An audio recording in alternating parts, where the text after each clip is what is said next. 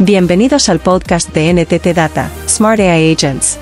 El punto de encuentro entre la inteligencia artificial, la innovación empresarial y la vibrante tendencia de la IA generativa. Exploramos las tendencias conectándonos con líderes visionarios del mercado. Acompáñanos.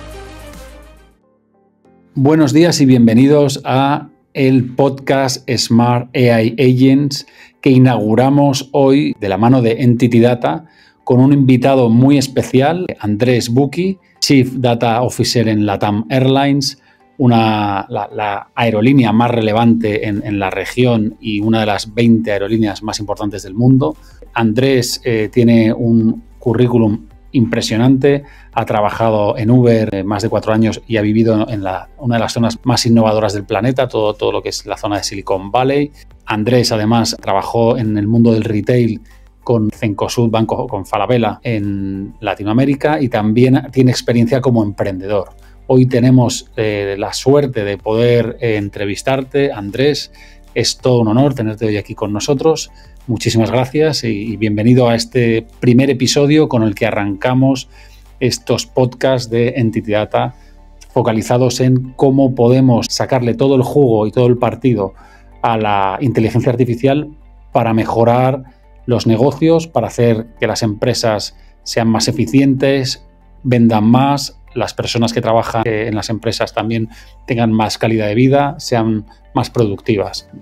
Pues bienvenido, Andrés. Muchas gracias, Santiago. Primero, muchas gracias por invitarme y segundo, también súper entusiasmado de conversar contigo. Nos conocemos ya hace un tiempo y la verdad las conversaciones que tenemos siempre son bastante interesantes. Pues es cierto, da gusto hablar contigo porque eres una persona que tiene una visión y un conocimiento muy profundo de todo lo que está pasando, ¿no? Y la verdad es que increíble lo que está pasando. Vaya año que llevamos. Quería comenzar antes de analizar qué está pasando, quería escuchar un poco cómo ha sido tu relación con el mundo de la inteligencia artificial, cómo cómo entró en tu vida personal y profesional. ¿Cómo ha sido ese proceso, no? Me gustaría que nos lo compartieses. Fue un proceso muy largo, muy largo. Creo que una de las cosas que me caracteriza más a mí es que yo llevo mucho tiempo programando. De hecho, yo creo que hice mi primer programa antes de que existiera Google. Y eso siempre me ha llevado a concentrarme mucho en lo que está pasando en la tecnología. Y seguir desarrollando eso. Hoy día todavía me doy el lujo de vez en cuando de programar. Un lujo muy difícil de lograr, pero mi equipo me lo permite y me dan ese pequeño gustito. Y a medida que fui desarrollándome y decidiendo dónde entrar en la universidad, y a mí me gustaban los negocios. Siempre quise emprender, cosas así. Y me fui por una carrera en Chile, se llama Ingeniería Comercial, que es, la verdad, es un bicho raro. Es como de todo un poco, pero es como un BBA. Si lo piensas en comparación con algún título de Estados Unidos. Y claro, no tiene una pata técnica muy fuerte, pero si uno la complementa y la mantiene en desarrollo, empieza a aparecer este gustito por, y la mezcla del mundo real, los negocios, la economía, con la tecnología, con la matemática, con data science en algún minuto. Ese concepto se volvió sexy, yo creo que casi que la segunda mitad de la década pasada. Antes era ser developer, eso era lo sexy cuando empezaron las startups y todas estas empresas que podían escalar gigantescamente por todas estas plataformas nuevas en la nube, ¿verdad? Y eso me llevó siempre cercano al código y empezó a pasar que todas estas cosas complejas, todos estos algoritmos súper complicados empezaron a migrar rápidamente al código en algún minuto durante la década pasada. Y ahí la verdad fue relativamente más fácil entrar a esto. Y una vez que entré, me encantó.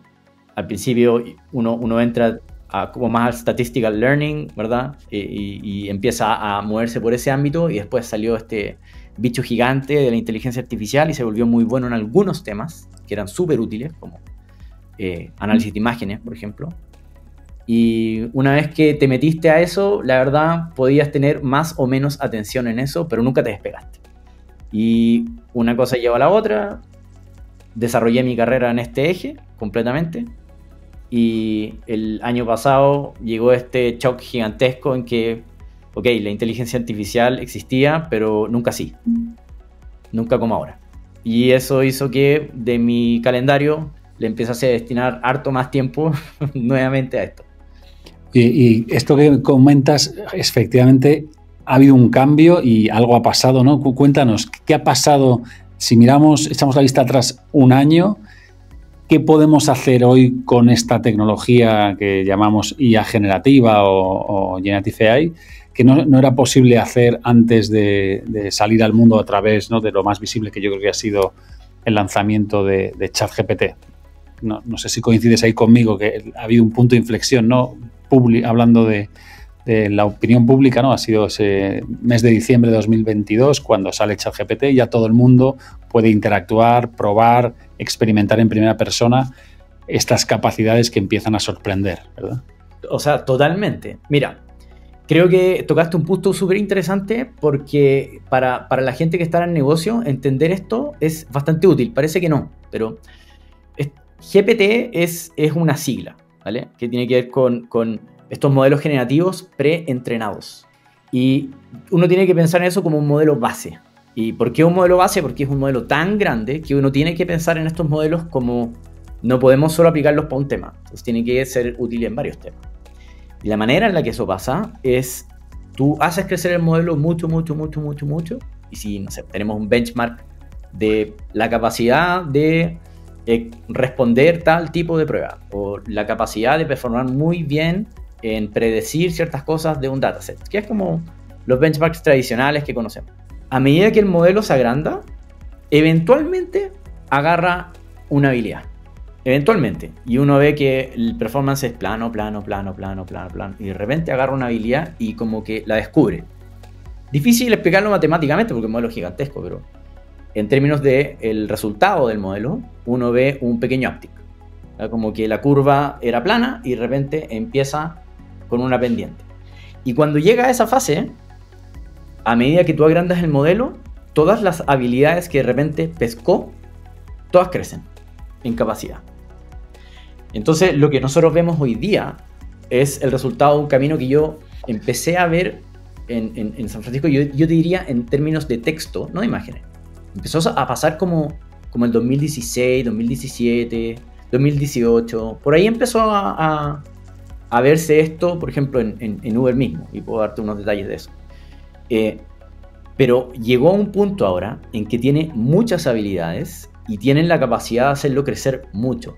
Entonces lo que estamos viendo es la aceleración que se esperaba, pero demasiado repentina. Entonces la gente ahora ve un modelo de Machine Learning, de AI generativa, que ya no es distante, sino que puede estar totalmente presente en gran parte de las necesidades que nosotros tenemos, porque se volvió muy bueno en muchas cosas. Y ha mejorado cada vez a medida que el modelo crece. Se podría decir, ¿no?, que estos modelos vemos como emergen habilidades o capacidades, por ejemplo, la capacidad de resumir, la capacidad de parafrasear un texto, de traducir un texto, incluso las que están costando más, ¿no?, que son las habilidades más conectadas con el mundo de las matemáticas, ¿no?, que ya empezamos a ver en los últimos modelos que empiezan poco a poco también a emerger, ¿no?, estas capacidades. Sí, totalmente. Y los equipos detrás, que son un montón de gente súper inteligente, empiezan a balancear un poco el modelo con la arquitectura, ¿verdad? Tener uno como esto, mixture of experts, ¿verdad? Tener varios modelos expertos y saber utilizarlo, o empezar a pensar en otras maneras de entrenarlo. De hecho, te voy a dar como un timeline para que la gente quizás lo agarre. Yo recuerdo muy bien que en Uber, que es una empresa gigantesca, tiene un montón de viajes, hay un porcentaje no menor de esos viajes que necesitan atención, necesitan comunicación. Y una de las primeras cosas que yo vi y quedé medio impresionado en términos del texto, no imágenes, porque eso también es un mundo por sí solo, fue cuando ese sistema de tickets se volvió increíblemente bien asistido. Bien, subraya el bien, porque tú podías asistirlo con inteligencia artificial, pero en algún minuto se volvió muy bueno con inteligencia artificial. Yo no lo miraba y decía, la verdad, o sea, esta máquina es mejor que una persona. El cliente tiene un mejor servicio porque existe esto reemplazando a un equipo de personas. Reemplazando y en otros temas asistiendo, obviamente, pero en ciertas cosas directamente reemplazando. Claro. Y ahí fue como el primer wow, pero era un modelo muy bebé, muy, muy inmaduro, no era lo que tú ves hoy día. Lo que tú ves hoy día, como dices tú, es tanto más avanzado que empiezan a aparecer estas capacidades emergentes. Por ejemplo, tú puedes hacerle a esto problemas ya más relacionados a teoría del conocimiento. Por ejemplo, tú puedes decirle a un modelo, imagínate que hay dos personas en una habitación, hay dos canastos y una pelota, pones la pelota en el canasto A, una de las personas sale de la habitación, la otra lo mueve al canasto B, y cuando entra, ¿dónde busca la pelota? Dice el canasto A, porque eso es lo que vio. ¿Dónde piensa la persona 1 que la persona 2 va a querer buscar? También dice el canasto A. Entonces, y lo puede hacer más complejo, y te vas a dar cuenta que en este modelo, que es un modelo de frecuencia, frecuentista, que dice cuál es la mayor probabilidad de predecir la siguiente palabra o el siguiente token. Ese modelo logra que se aprendan cosas que uno no pensaba que se pueden aprender. Y eso pasó con la escala. Entonces, yo creo que ahí estamos parados con estas habilidades emergentes. Si hay restricciones, si quieres las podemos conversar en detalle. Vamos primero si te parece bien, vamos a reflexionar acerca de cómo ves tú que va a impactar o está ya impactando a las empresas o a las compañías esta nueva tecnología. O sea, ¿qué pueden hacer una empresa hoy con esta tecnología que ya está al alcance de casi de cualquiera? A ver, yo creo que las empresas están un poco mareadas. Yo creo que es natural que se confundan un poco, vean todo este mar de posibilidades de generar valor, pero no sepan qué significa valor, qué significa impacto, por dónde parto, cuáles son las restricciones, qué partners tengo en la industria que realmente saben hacer cosas, cuáles vienen y me venden algo que la verdad es casi que un commodity a esta altura. Entonces, todas esas cosas tienen muy mareada a las compañías. Yo creo que uno de los grandes beneficios de haberme movido por este mundo tan anticipadamente es que le puedo entregar a la gente quizás una disección que le facilita un poco entender cómo se está armando este mundo de oportunidades. Entonces, hay uno que tiene que ver con productividad personal. Son tres, de mi punto de vista. El primero es productividad personal. Y nosotros vamos a ver dentro y fuera de las empresas un avance notorio en la capacidad de utilizar bien nuestro tiempo como empleados, ¿verdad? Tienes hoy día el mejor ejemplo ChatGPT, ahora último BART, también permite trabajar con imágenes, Handbook. Uno empieza a ver todas estas aplicaciones que viven en la suite de trabajo. Hay una que vive en Microsoft, ¿verdad? Que son Copilot. Hay otra que vive en Google, que es Duet. Y empiezan a aparecer todas estas herramientas que te hacen a ti más eficiente, mucho más eficiente. Y es súper importante que la gente se suba a eso, porque tiene que aprender a ocuparlo.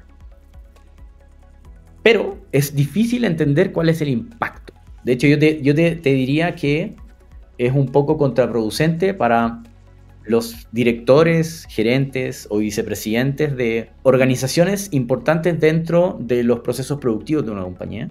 Es contraproducente de repente decir, logré un 40% de eficiencia en el uso de mis colaboradores.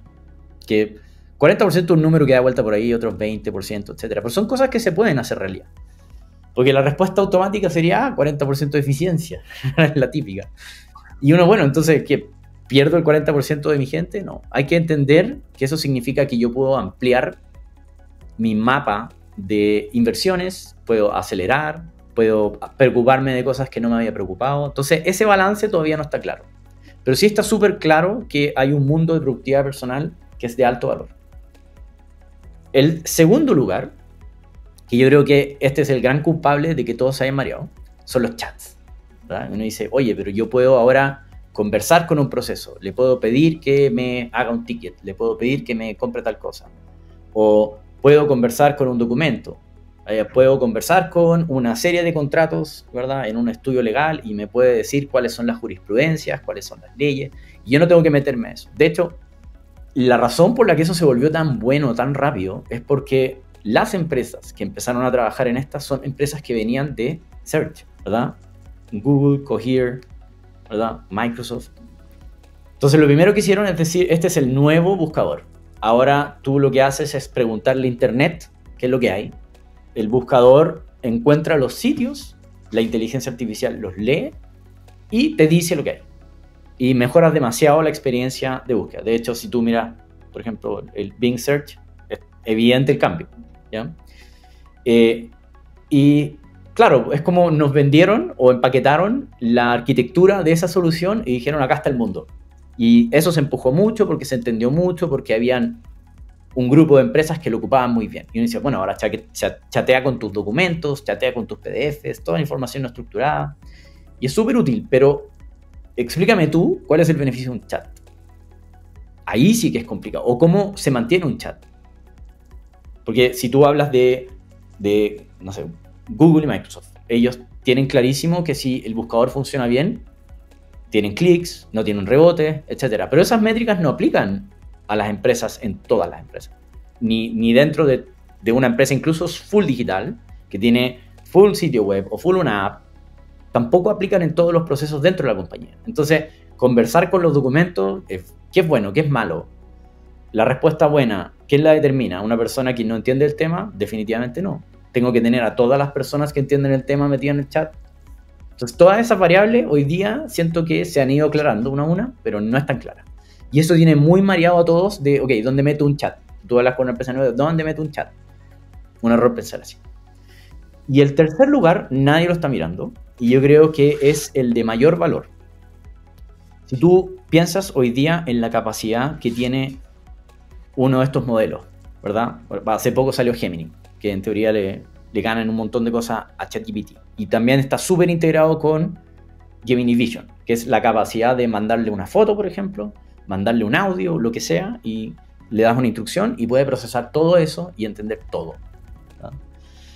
Imagínate el costo que tú tenías para automatizar un proceso que tuviese imágenes, mirar una cámara, tuviese algún reporte escrito a mano o algún reporte que tienes mucha dificultad porque el sistema es un sistema core, tienes mucha dificultad para conectarlo con otros sistemas más modernos que hagan análisis en tiempo real incluso, y después decirle qué es lo que tiene que hacer. Ese equipo, lo que yo te estoy diciendo probablemente era un grupo de data engineers, un grupo de machine learning engineers, varios data scientists expertos en ciertos modelos, ¿verdad? Un equipo de negocio que está encima, hubieses tenido que poner PMOs, probablemente gente del mundo de agilidad, Scrums.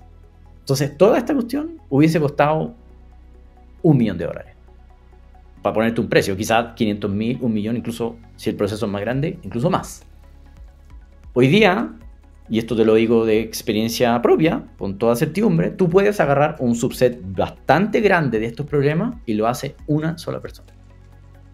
Entonces, la capacidad que tienen ahora las compañías de digitalizar procesos críticos que antes eran prohibitivamente caros de digitalizar, que pueden impactar directamente la eficiencia, la efectividad, ¿verdad? La supervisión de la calidad de estos procesos, es gigante la diferencia. O sea, ese costo cayó en órdenes de magnitud. Y yo creo que ese es el gran lugar donde las empresas ya tienen, en cierto sentido, las capacidades armadas, porque saben ir y justificar una inversión porque entienden dónde está el impacto. Esa conversación, ese mundo de conversación con finanzas, control de gestión, ya existe, no es nuevo, ¿verdad? Le pego a mi gran volumen de equipos de talento que hacen estas cosas, los developers, ¿verdad? La gente que trabaja de negocio con estas células digitales. Eso ya lo saben hacer. Ahora les estoy dando simplemente una herramienta que ni se imaginaban podía existir. Yo creo que ese mundo es gigantesco. Es gigantesco y esto es capaz de acelerar ese mundo. Claro, se abren oportunidades de, como decías, de digitalización y por lo tanto de transformación interna de la empresa enormes, ¿no? Porque las habilidades que emergen, ¿no? Con estos modelos, mencionabas que ya tienen capacidad de procesar imágenes, e incluso vídeos, sonidos. Eso habilita casos de uso que antes no existían. ¿Crees que podrías ponernos algún ejemplo de algún caso de uso que te haya llamado la atención, que hoy ya sí se puede automatizar y se puede mejorar con esta tecnología y que antes no se podía hacer? Pero sí, claro. A ver, yo creo que hay varios ejemplos que a todos les van a resonar, así que voy a usar eso. Primero es el servicio al cliente. O sea, el servicio al cliente tiene políticas pero esas políticas tú no sabes si se aplican correctamente. Entonces, la estructura con la que tú diseñas estos procesos no necesariamente es la que pasa. Supervigilar eso es carísimo. Tienes que hacer escuchas, tienes que mirar indicadores que son, en cierta manera, difíciles de crear. Hay asignación o reasignación de por qué se dio esto, por qué no se dio esto, ¿verdad? Está, entre comillas, mal tagueado, si quieres ponerlo, para alguien que vive en ese mundo. Todas estas cosas eran carísimas. Súper, súper, súper caras. Y hoy día son órdenes de magnitud más baratas. Entonces, preguntémonos, ¿cómo puedo yo mejorar mi capacidad de atender al cliente y entender qué es lo que está pasando y si lo estoy haciendo bien con esta nueva herramienta? Definitivamente muchísimo. Es como tener una persona que es capaz de revisar todas las llamadas, todos los contactos y bajo ciertas políticas bien claras puede decirme si yo las cumplo o no las cumplo. Solamente ese input, y te puede decir dónde no, y por qué, y cuándo, y en qué casos. Solamente esa información puede cambiar drásticamente el performance que tiene un contact center, por ejemplo. O sea, muy interesante porque estás hablando de todo, si lo estoy entendiendo bien, todo lo que sería el control de calidad y la supervisión de un contact center, donde hay comunicaciones entre la empresa o la marca con sus clientes o sus proveedores o con personas externas. Toda esa comunicación es posible auditarla o supervisarla y monitorizarla de una manera mucho más precisa y efectiva gracias a esta tecnología, ¿no? Correcto, correcto. Un segundo ejemplo, bueno, nosotros somos un país de recursos naturales. Y una característica que tienen estos procesos productivos, que generan mucho throughput en términos de valor, por lo tanto si son interrumpidos o si no son suficientemente eficientes, son muchos recursos los que se pierden. Muchos de esos están diseñados para seguir algún tipo de esquema de just in time, o las cosas tienen que estar listas para cuando llegue esto y se empiece a procesar, y por lo tanto yo no tengo el problema de acopio, ¿verdad? No se me pudre la madera porque no tengo que esperar 4 semanas hasta que la procesen, cosas así. Bueno, no conozco el detalle en cada industria, pero por ejemplo, tomemos la minera. Cuando tú tienes uno de estos camiones Tolva, que a todos nos regalaron cuando teníamos 5 años, en Chile por lo menos, y tú lo tienes lleno de material, y ese camión llega a donde ese material se descarga o se tiene que procesar, tienen que haber un montón de unidades adicionales que soporten el proceso. Solo gente, probablemente algunas otras máquinas tienen que estar listas, etc. Imagínate integrar todos esos sistemas. Lo caro que sería. O sea, Internet of Things, ¿verdad? La gente tendría que tener también, imagínate el change management. O sea, tú tienes que ahora asegurarte de hacer check-in, por así decirlo, donde tú vayas. No es imposible, pero imagínate todas esas piezas tecnológicas viviendo en conjunto. O sea, no solamente crearlo y unir a todos los equipos que están trabajando en cada uno de esos touchpoints, sino que piensa en también el change management, en que la complejidad es gigante igual, aunque le pongas tecnología. Y hoy día, ¿qué puedes hacer? Pones una cámara. Y dice, oye, ¿me puedes decir si tal estación tiene tal y tal cosa lista? Te dicen, no. ¿Qué falta? Tal. A veces es un problema muy solucionable. Puedes tener que hacer fine tuning, ocupar más de un modelo, pero eso es totalmente solucionable hoy día. Claro, o sea que dentro de la industria, incluso la industria minera, tenemos ahí la posibilidad de mejorar procesos, automatizar procesos, digitalizar procesos con estas tecnologías. Y esto me lleva a una pregunta. Probablemente tenemos oyentes de diferentes industrias y sectores. ¿Qué consejo les darías para empezar, ¿no? Sé que hay últimamente, durante todo este año, muchas personas se han acercado a mí, me han preguntado, oye, ¿qué hago? ¿Cómo lo puedo hacer? ¿Qué les dirías, Andrés? ¿Cómo puede una empresa mediana, una empresa pequeña o una empresa más grande comenzar a implantar o trabajar con estas tecnologías? A ver, a mí yo encuentro que la manera más fácil de agarrarse inicialmente es casos de uso, ¿verdad? Veamos dónde hay potencial valor y hagamos cosas, ¿verdad? Y tenemos una lista de cosas y aseguramos que la gente que hace esas cosas aprenda esas cosas, tenemos experiencia con esas cosas, vemos cuáles funcionan, cuáles sabemos hacer mal, cuáles podemos ir a comprar y tener partners. Aprendemos todo eso. Súper, súper, súper bien. Pero hay que dar un paso atrás, porque hay un contexto, ¿verdad? Geográfico, político, tecnológico, mundial en esto. Y es importante. Hoy día, todos estos grandes modelos están consumiendo, yo te diría que un porcentaje no menor de la infraestructura necesaria para servirlos como productos a sus clientes. Entonces, Gemini, ChatGPT ocupan una cantidad notoria de TPUs o GPUs. Y esa infraestructura está limitada. Y se puede hacer crecer, pero no se puede hacer crecer a la velocidad que tú podrías crecer estos modelos o venderlos.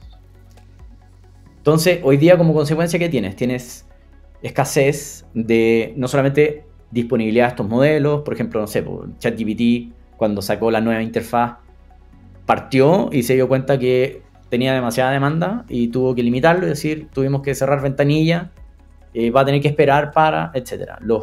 Las empresas también, no sé, Google, que tiene una mirada mucho más hacia las empresas, aunque tiene productos muy hacia el cliente, mi percepción es que les interesa mucho llegar a mejorar la productividad de los ingenieros, etcétera.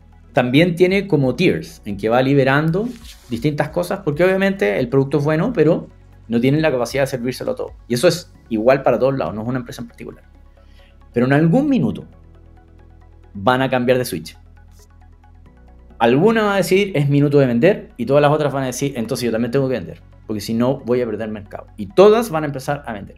Van a bajar los precios, van a subir la cantidad de servicios derivados de esto, van a realmente volverse expertas algunas compañías y no van a ser como que saben hacer casos, ¿verdad? Sino que van a ser empresas que tienen servicios, que tienen un norte estratégico, que van a abarcar un problema grande. No sé, por ejemplo, hay una empresa que se llama Moveworks, que a mí me gusta mucho si alguien quiere revisarla, pero que está repensando todo lo que tiene que ver con la administración de las personas dentro de una compañía y hacer que eso prácticamente no exista. Súper, súper ambicioso, pero interesante la idea. Pero van a empezar a aparecer varias de esas. Y cuando eso pase, las empresas que no le hayan hecho un espacio a esto van a mirar cómo las empresas que le hicieron un espacio a esto aceleran. Mientras dicen, oye, chuta, ¿cómo llevo recursos a comprar estos modelos? ¿Cómo evalúo el impacto? ¿Cómo hago upskilling de las personas para que entiendan que tienen que ocupar alguno de los asistentes? ¿Y dónde están los procesos que puedo impactar? ¿Dónde está el potencial? ¿Cuáles son las cosas críticas que podría mover? Toda esa pega no la van a haber hecho. Y las empresas que sí lo hicieron se van a agarrar de esta nueva hiperdisponibilidad de muchos modelos de altísima calidad, open source privado, empresas que ya saben hacer cosas muy bien y van a avanzar muy rápido. Entonces, ese eje no se les puede pasar. Entonces, si te he entendido bien, tu recomendación a las empresas sería ponerse ya a trabajar y empezar a ver de qué manera aplican y abren dentro de su empresa las puertas a el uso de esta inteligencia artificial y estos modelos, ¿no? en diferentes dimensiones. Antes mencionabas 3 bloques que a mí me han gustado mucho, ¿no? Uno orientado a la mejora de la productividad personal o ese acompañamiento a cada empleado o cada persona o cada colaborador de la empresa. El segundo bloque orientado a las comunicaciones, entiendo que los contact centers, ¿no? Podrían ser estarían en ese bloque, y el tercero más a los procesos, ¿no? Entonces, para empezar a trabajar en esos 3 ejes, surgen muchas preguntas, ¿no? De qué modelo debería utilizar, qué arquitectura es la que más me interesa, cuáles son los aprendizajes que puedes compartirnos que has visto a lo largo de estos últimos meses o de estos últimos años. Ok. A ver, el bloque 1 de productividad personal, yo te diría que lo mejor que puedes hacer es buy. Porque no eres dueño de las herramientas de productividad personal. Por lo tanto, hacer algo que se integre con esas herramientas de productividad personal, la verdad, difícil. Entonces, ahí, la verdad, hablar con el partner que tengan ustedes, sea Google, Microsoft, etc. Y ver cuál es el plan que tienen ellos. Si es que ya tienen herramientas, probarlas. Ver en qué áreas de la compañía funciona bien, para qué roles funciona bien, para cuáles, la verdad, quizás es muy inmaduro, y tratar de armar la necesidad ahí. y asegurar que esa necesidad genere algún tipo de impacto. Aunque sea difícil de medir, piensen que en algún minuto va a ser tan obvio y va a ser tan barato y todo el mundo lo va a tener, que la verdad si no tienen la costumbre de ocuparlo va a ser una desventaja respecto a otras compañías. ¿Imaginas tener un asistente con inteligencia artificial generativa que impulsa tu empresa? Explora las posibilidades en eva.bot y lleva tu negocio al siguiente nivel. O sea, imagínate, puede salir alguien de la universidad, 5 años más, y esa persona dice, sabes que aquí no tienen asistentes de productividad, sinceramente me cuesta mucho trabajar en esta compañía, prefiero trabajar en otra. Eso totalmente puede pasar. Después, en los chats, yo tendría algo de cuidado, porque las arquitecturas de estas aplicaciones todavía, yo creo que no tocan el pavimento. ¿Ya? No está bien claro cuáles son las mejores. Sale, no sé, RAG, y después sale, no, es que RAG tiene problemas, ahora vamos con un RAG con memoria infinita, ¿verdad? O hoy tampoco RAG es tan bueno, ahora pensemos en la arquitectura del conocimiento que ponemos debajo, y como que están tratando de achuntarle a él. Entonces, no es mala idea entrar ahí, pero yo me preocuparía de entrar en donde es obvio. Y en el tercer bloque, yo creo que ese es el que la tenemos más fácil, porque yo creo que se parece mucho a desarrollar una aplicación web, desarrollar nuestras aplicaciones, o desarrollar cualquier tipo de proceso normal que uno ya desarrolla. Simplemente que tiene una pieza nueva, que es una LLM, a la que le puedes pedir cosas que antes era medio imposible hacer con código normal, con las librerías que existían, etc. Ahora muy caro porque tenías que tener un equipo bastante amplio de Machine Learning Engineers, de Data Scientists. Eso era difícil. Y esa parte de ahí, yo encuentro que la fórmula como que ya la tienen. Y esa quizás sería más fácil de explotar rápido y de generar esta cultura de la AI a este nivel sirve mucho, muchísimo. Yo creo que eso ya genera que las compañías digan, no, esto es importante, porque ya veo evidencia que es importante. Y ahí empiezas a abrir como las aguas para que sean estos espacios en que cuando existan los nuevos productos, los nuevos servicios, tengan cabida. Yo recomendaría eso. Y muy interesante, has mencionado los LLMs. ¿Qué recomendación darías con respecto a los LLMs? Porque si entramos, por ejemplo, en estos rankings que han aparecido en este último año, como el de Hugging Face, el Leaderboard, hay miles de modelos. Bueno, resumidos, a lo mejor hay más de 300 modelos distintos con diferentes scoring y diferentes puntuaciones. El otro día vi uno que es una arena donde compiten unos contra otros. Y también ahí aparecen otros rankings también de modelos que son open source, otros son privados.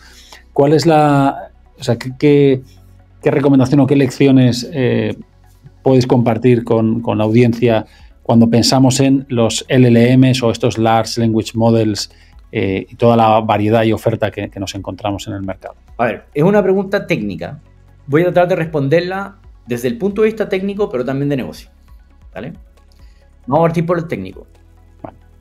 Si tú miras estos benchmarks, ¿verdad? Dice, salió el modelo nuevo y tal benchmark lo rompe, llega más arriba que ningún otro modelo, etcétera, etcétera. Yo le recomiendo a la gente que mire el dataset y vea lo que significa el benchmark. Por ejemplo, hay uno que a mí me llama mucho la atención, que es el de los de código, por ejemplo, el de SQL. Es típico, se cita mucho porque es una habilidad súper necesaria. Y todas estas LLMs son capaces de hacer text to SQL, ¿verdad? Pero si tú miras el dataset con el que se miden, es una persona que tiene algo de conocimiento de programación de la universidad y que no ha programado mucho tiempo o que sabe ocupar bien Excel. Son cosas que esa persona podría hacer el primer día que le enseñas SQL. Entonces mi pregunta es, ok, bien, mejor que esté arriba del benchmark que tenían antes, pero ¿es realmente algo que se traduce en un impacto al utilizar ese modelo? En mi opinión, no. Entonces ese es el primer warning que les doy. La segunda cara de ese warning es construyan sus propios datasets. O sea, si ustedes saben que quieren hacer algo y es crítico y se dan cuenta de eso, hagan el trabajo de decir, ok, si yo tengo tal tipo de pregunta, yo esperaría tal tipo de respuesta. ¿Cómo medir eso de manera automática? Todavía no hay acuerdo, ¿eh? Pero no tienes para qué tener 1.000.000. Ten un benchmark de 300. Que cuando salga un modelo nuevo que te llame la atención, o salga una opción nueva que te llame la atención, de esos 300, bueno, puedes agarrar aleatoriamente 200 y pedirle a tu equipo que lo evalúe. y le pongo una nota de, no sé, 1 al 5. Eso ya te va a dar a ti una visión más objetiva de qué significa que haya salido un modelo mejor que el otro. Entonces, y eso es súper factible hoy día. O sea, no es nada raro. Y lo otro que, ya pasando más al negocio, es yo sugeriría que piensen en una arquitectura de múltiples modelos. Porque hay modelos mucho más económicos, mucho más rápidos, hechos muy bien para, por ejemplo, instrucciones. Entonces, si tú le das una instrucción clara, te da una respuesta súper buena casi el 100% de las veces. Y eso es más testeable porque puede ser una respuesta muy chiquitita, ¿verdad? Bien restringida en el rango recorrido que requiere una función. Por ejemplo, si quieres recibir un input totalmente desordenado y le dices, quiero que me lo ordenes de esta manera porque yo necesito ocupar eso en el siguiente paso de mi programa, ¿verdad? O de mi sistema que procesa X. Eso es súper testeable. Y yo opinaría que un modelo caro, como alguno de los GPTs o alguno de los Geminis, no se justifica. Van a aparecer un montón de otros modelos como Mistral, por ejemplo, que son modelos pequeños que tú incluso puedes hostear en tu propio computador. Y la verdad, botarlos a la basura o botar la arquitectura de eso a la basura no te va a costar mucho porque es un modelo muy económico y puede que te solucione eso muy bien. Entonces también piensen en que este mixture of experts que ha mostrado funcionar muy bien con los modelos grandes, también pueden ustedes dentro de las compañías pensar así. Entonces no es como un trato con uno. Es, ok, construyamos algo que me permita trabajar con varios proveedores de esto, tanto privados como open source. Hemos hablado de los LLMs. Además del LLM, algo que nosotros, por ejemplo, en Entity Data hemos visto durante todo este año es que hay muchos problemas que no se resuelven con una única invocación y un único prompt al LLM. Y nos hace falta encadenar varias llamadas y trocear el problema grande y más complejo en piezas más chicas. Ahí no sé si tú has tenido el mismo aprendizaje en este tiempo y qué recomendaciones darías para precisamente trabajar cadenas de prompts con modelos distintos o con el mismo modelo pero a lo mejor con embeddings distintos. ¿Tienes algo así hay algo que quieras compartir? Sí, a ver, totalmente yo creo que diste el clavo. O sea, eso es un patrón de diseño, ¿vale? Para la gente que no está tan relacionada con estos temas.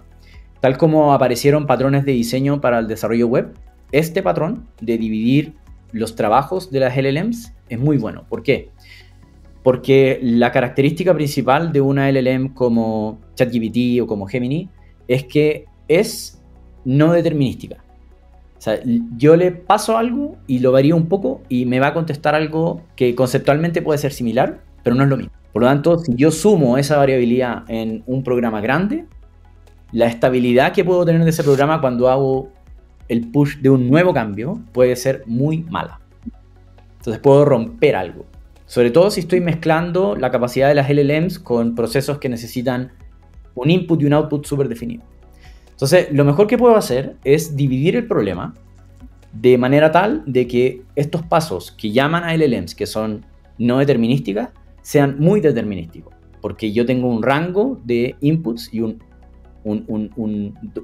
recorrido de outputs que son bastante claros para mí. Entonces, decir, parsea esto, ¿verdad? O verifica si dentro de esto está tal cosa. Son llamadas muy pequeñas, muy rápidas, muy económicas y muy testeables, ¿verdad? Entonces, a un developer le parecen muy naturales.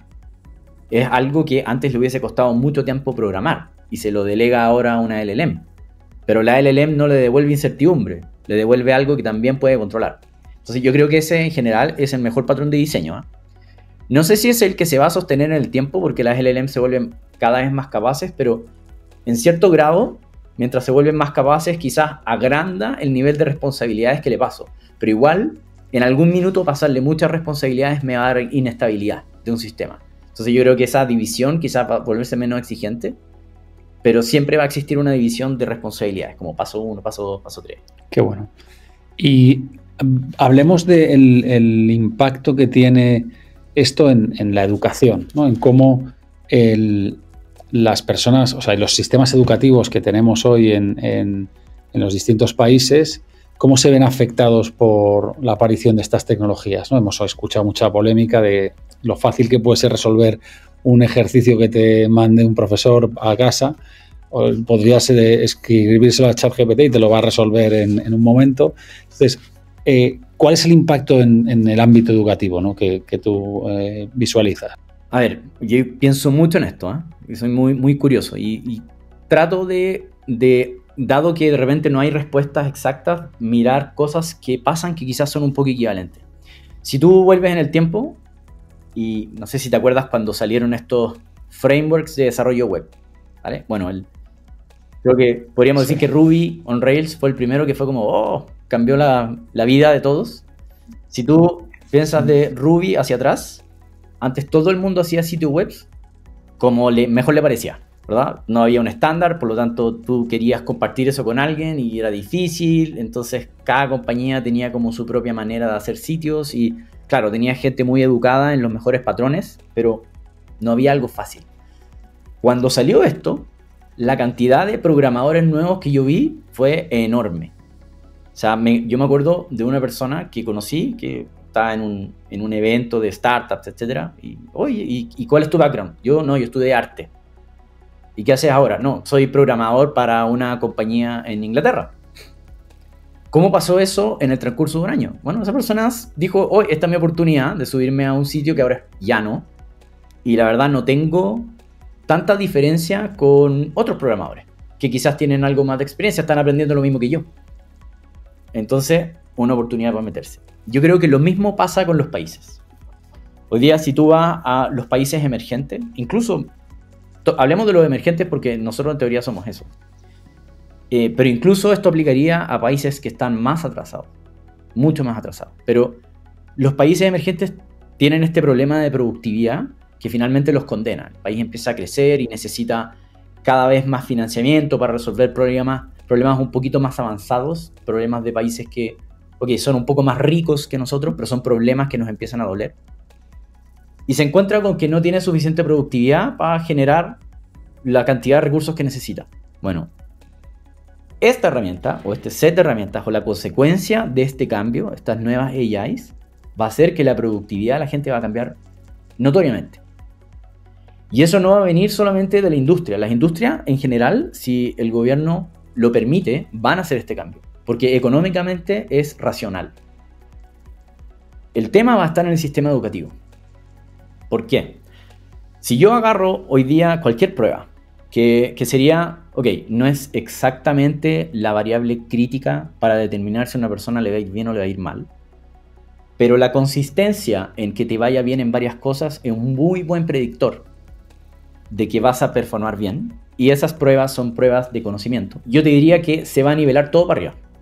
O sea, hoy día agarras cualquiera de estos modelos grandes y le pasas una prueba de nivel máster, nivel doctorado y no va a performar mal. De hecho, en varias de esas ya pasa exámenes muy difíciles. Bar exams, ¿verdad? El examen final de, creo que en un MBA, ahí en una universidad top, de Harvard o lo que sea, le pasaron el examen final y pasó con flying colors. O sea, era como, uy, qué buenas respuestas, ¿verdad? Y era una máquina.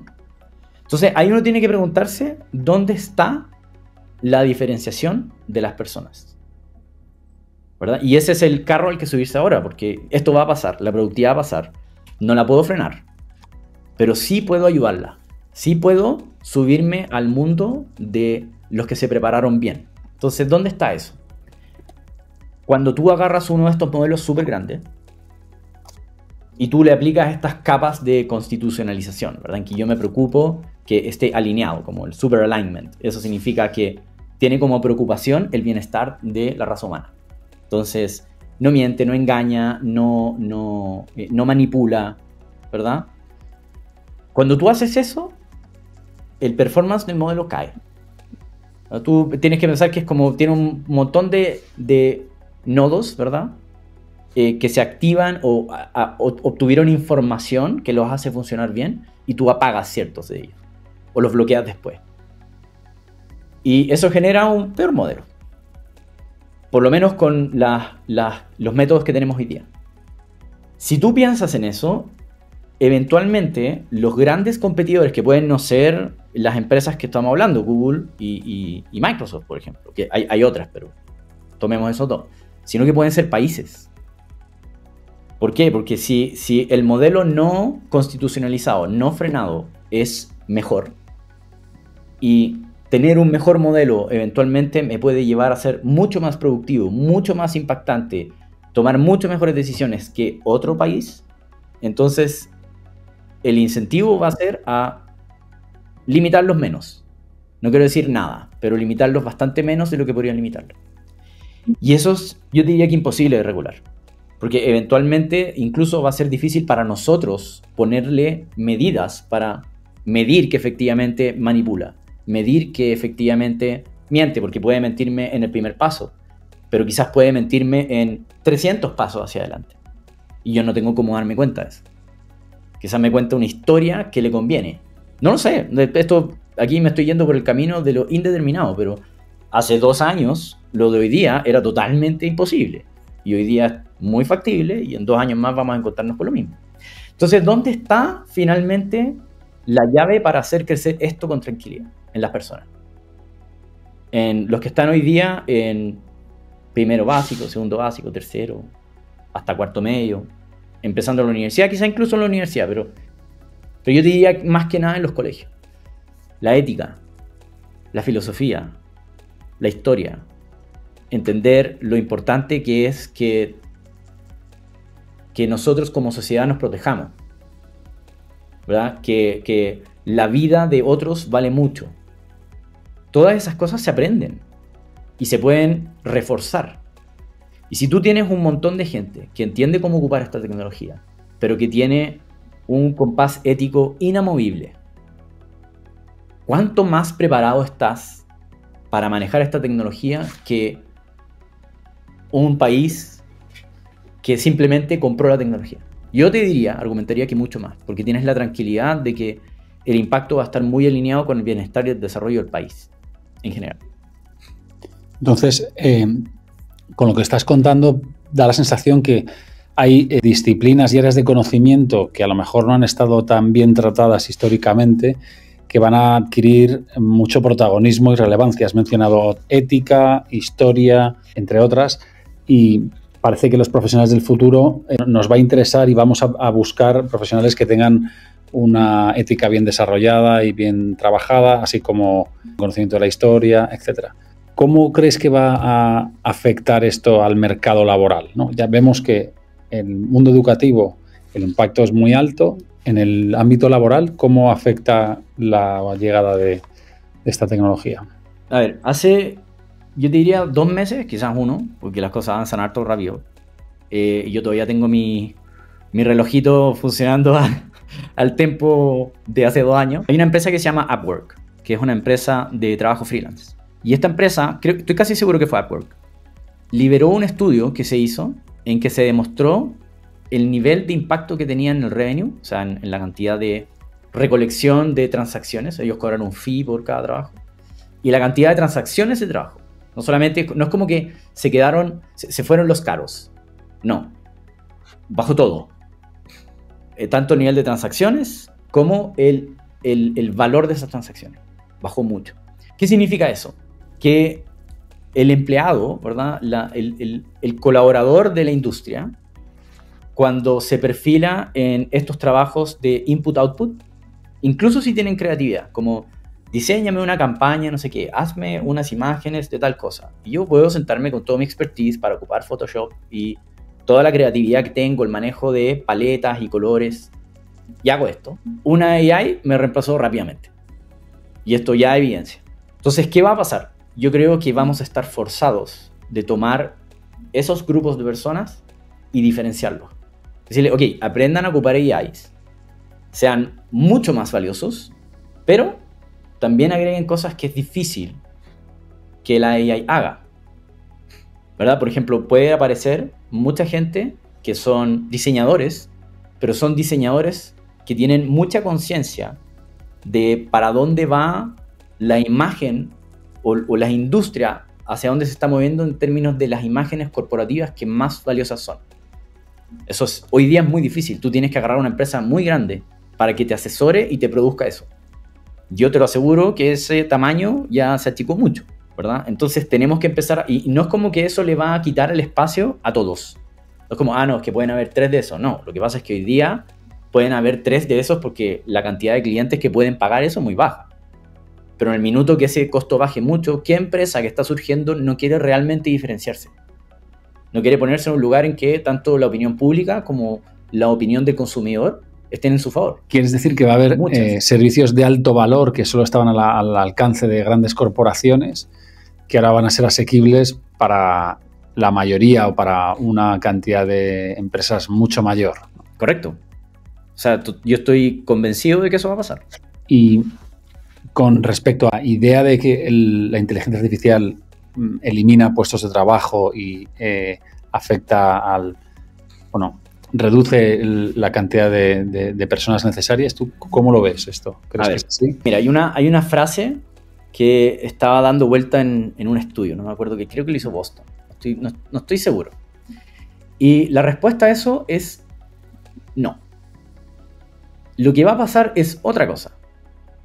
No es que la AI va a reemplazar a las personas, sino que las personas que saben ocupar AI van a reemplazar a las personas que no. Entonces yo creo que eso es lo mejor que resume, o sea, la mejor manera de resumir los próximos 5 o 10 años en términos de tus decisiones, mis decisiones, las decisiones de las personas en términos de sus carreras profesionales. Me ha gustado mucho esta frase, Andrés, me parece muy buena, no la conocía.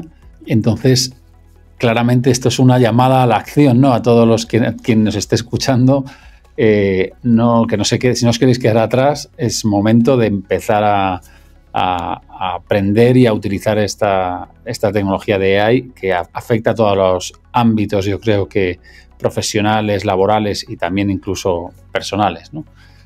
¿Qué nos espera? ¿Qué es lo que está por venir? O sea, cerramos ahora el año 2023, va a empezar el 24. ¿Cómo te imaginas tú el año 2024? Yo creo que las cosas... Hoy día se está finalmente viendo las limitaciones de las primeras versiones de estas LLMs. Por ejemplo, tú hoy día agarras cualquier LLM y le dices, o la mayoría, yo te diría que muchísimas, si es que hay una nueva que no le ha pasado. Hay una que yo sé que lo pudo responder, pero no sé si es consistente. Es ¿cuántas palabras tiene tu respuesta a esta pregunta? Y eso es algo que una persona puede responder al tiro, va a decir una. Por ejemplo, esa es la respuesta más fácil y 100% correcta, pero la LLM no va a ser capaz de responder eso consistentemente. De hecho, te diría que está suerte y raro que lo responda. Lo más probable es que parta con, claro, yo te podría ayudar, y ahí ya se fue por el mal camino. Pero eso es porque el diseño de estas cosas es backward looking. Mira para atrás. Dice, ¿qué he visto, qué ha pasado y qué creo que se puede repetir? Y hace eso y dice que es lo más probable que se repita, voy a darte eso. O yo le puedo decir, sé más creativo y bueno, dice, ok, esto era más probable, pero vamos a elegir algo un poco menos probable y veamos qué sale, ¿verdad? Que esa es la temperatura que sale en los modelos. Pero lo que no hacen es mirar hacia adelante. Hay una máquina que ya hizo esto. No sé si conocen la historia de AlphaGo, pero hay una empresa que adquirió Google que se llama DeepMind. Y AlphaGo, hay una jugada que se llama como la jugada 52, no me acuerdo, pero algo así, tiene un nombre como muy para recordar el hito. ¿Y qué fue? Este modelo este AlphaGo era una máquina que jugaba Go. Go es un juego muy complicado. Y la manera en la que aprendió inicialmente fue imitando a los profesionales de AlphaGo, que eran personas muy buenas, pero anotaban todas las jugadas, estudiaban todos los juegos y decía que hubiese hecho la mejor combinación de todos los mejores del mundo. Una manera de hacer una reducción, pero básicamente eso es lo que estaba aprendiendo. Y de repente se dieron cuenta de que no hay manera de que consistentemente le gane a los mejores si es que esa es la estrategia. Entonces, ¿qué dijeron?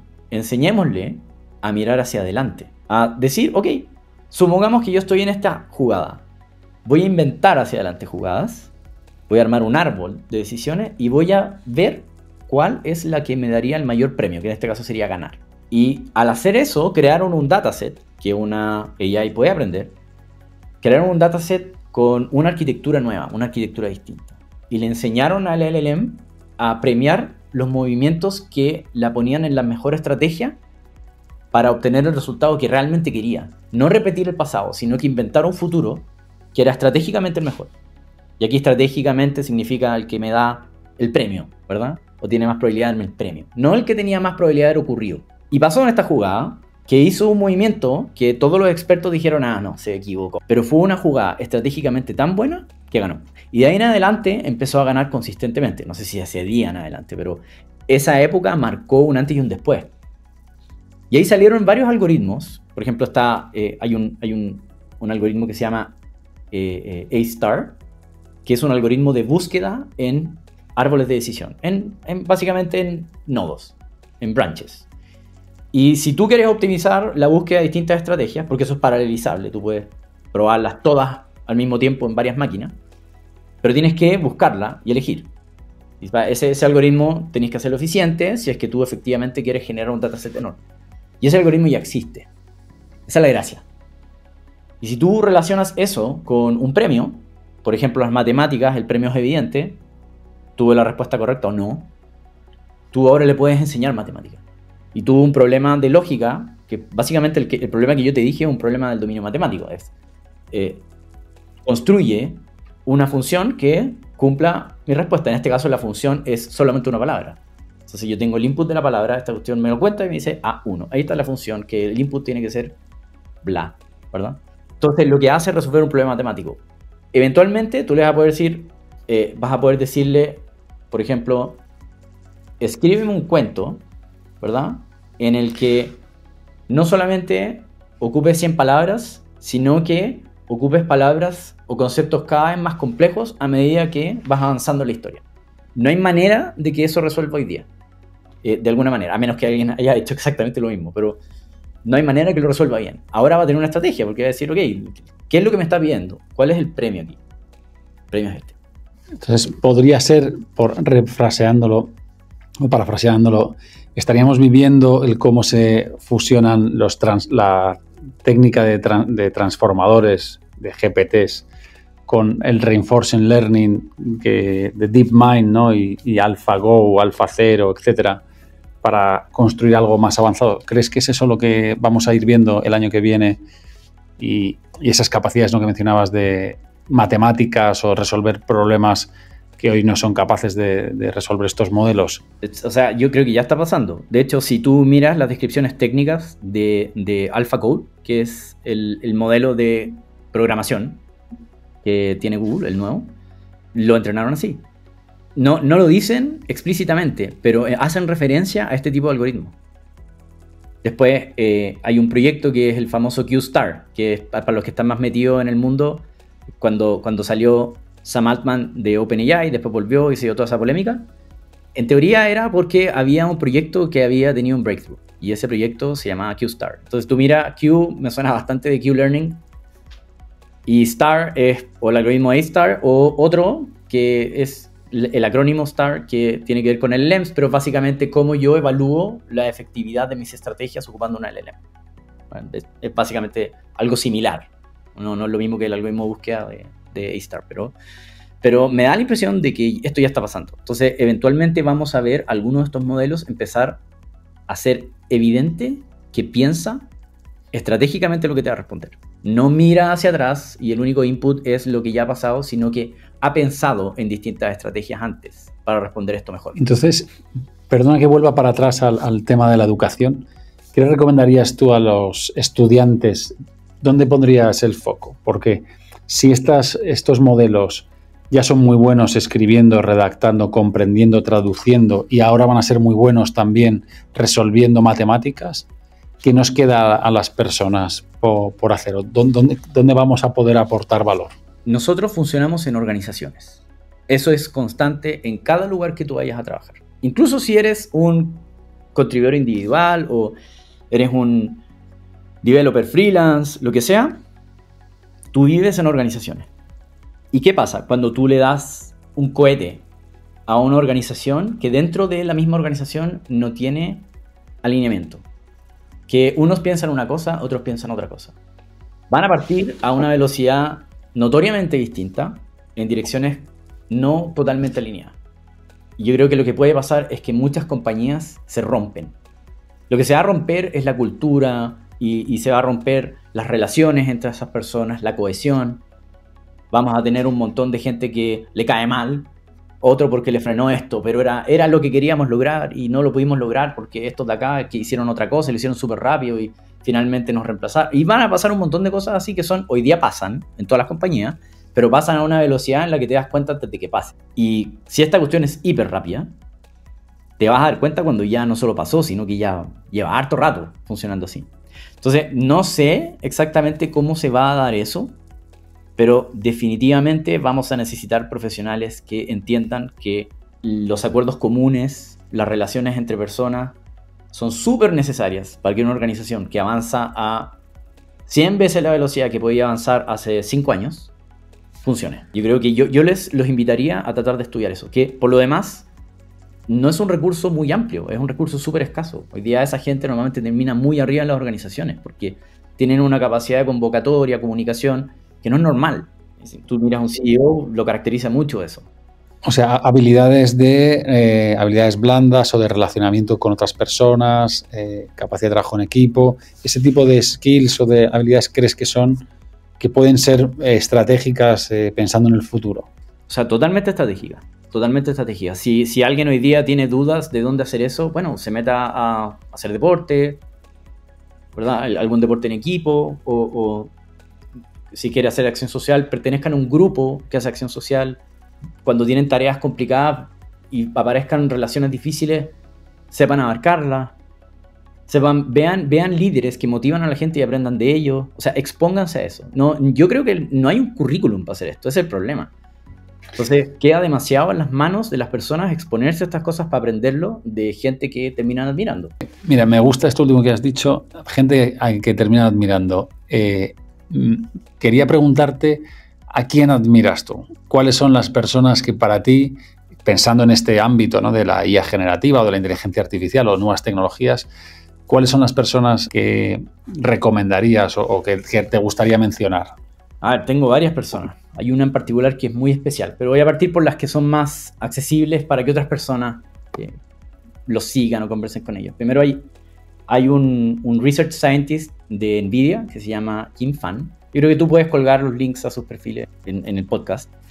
Pero esta persona es muy amable, muy generosa con explicar cosas muy complicadas que están pasando y sus análisis personales. O sea, como lo que cree que va a pasar. Y tú lo puedes contrastar con lo que opinan otras personas, pero te abren muchas puertas a nuevos lugares para mirar. ¿Sí?